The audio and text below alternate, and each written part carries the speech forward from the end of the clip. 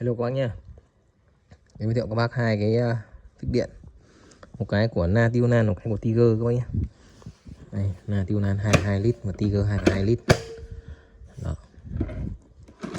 Tất cả đều là vỏ nhựa các bác nhé. Con Na này 1000W này. Đó, Tiger em 700W các bạn. Cái công suất thì không quan trọng lắm các bác nhé. Đó. Con này thì có màn hình hiển thị nhiệt độ này, 60, 85, 98 này. Con này thì cài ở đây thôi, 70, 90 và 98. Đó. Tiger này em bán cho các bác 600. Con Na này 500. Đấy, đây các bác nhìn lòng. Đó, lòng đẹp.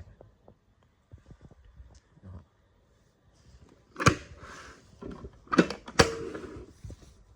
Điện 100V các bác nhé. Đó, nếu nào có nhu cầu lấy thì alo em. Thank you các bác.